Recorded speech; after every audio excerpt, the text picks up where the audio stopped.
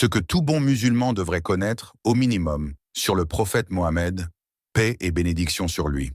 Aujourd'hui, nous allons explorer la vie et les qualités du prophète Muhammad, l'homme qui a marqué l'histoire et inspiré des milliards de personnes à travers le monde. Le prophète est né à la Mecque en 570 après Jésus-Christ.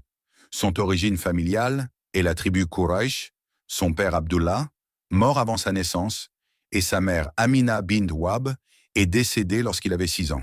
Le prophète a été élevé par sa mère jusqu'à l'âge de 6 ans, puis a été chez son grand-père Abd al-Muttalib, 2 ans suite à la mort de son grand-père. Il est parti chez son oncle Abu Talib. À l'âge de ses 10 ans, le prophète demanda l'accord pour aller travailler. Il ne voulait pas être une charge supplémentaire à son oncle, qui avait déjà beaucoup d'enfants. C'est donc avec la sueur de son front qu'il se mit à travailler. Il grandissait dans sa ville natale qui est Makkah, la Mecque, là où l'injustice vivait à cette époque. À cette époque, il enterrait les filles vivantes. Il y avait énormément de fornication, consommation de l'alcool. Il battait et était injuste envers les esclaves et adorait les statues. Là où l'injustice a atteint son apogée, la réputation du prophète était pure. Al-Amin, le digne de confiance, connu pour son honnêteté et son intégrité. Lui qui n'a jamais bu de l'alcool et pratiqué la fornication. Il était connu pour sa douceur, sa patience, son humilité et sa bienveillance envers les plus faibles.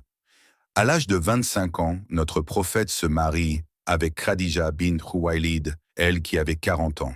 Il n'aura qu'une femme jusqu'au décès de son épouse. Leur mariage aura duré 25 ans. Ils auront ensemble environ 6 enfants. Tous ses enfants moururent avant lui, sauf Fatima, qui décéda 6 mois après lui alayhi wa sallam. Il aura d'autres femmes dans le futur. Le prophète était un homme beau, avec du charisme et un très bon comportement. Il était connu pour utiliser le siwak, signe de sa propreté. Un jour, le prophète partit dormir chez un compagnon, Anas ibn Malik. La mère du compagnon demande au prophète de pouvoir récolter la sueur de son front. Le prophète l'interroge et elle lui répondit qu'elle voulait l'utiliser dans leur parfum, tellement qu'il sentait bon. Allah a élevé sa renommée au point où il n'y a pas une simple seconde qui passe sans que le nom de notre prophète alayhi salat wa salam ne soit utilisé dans le monde.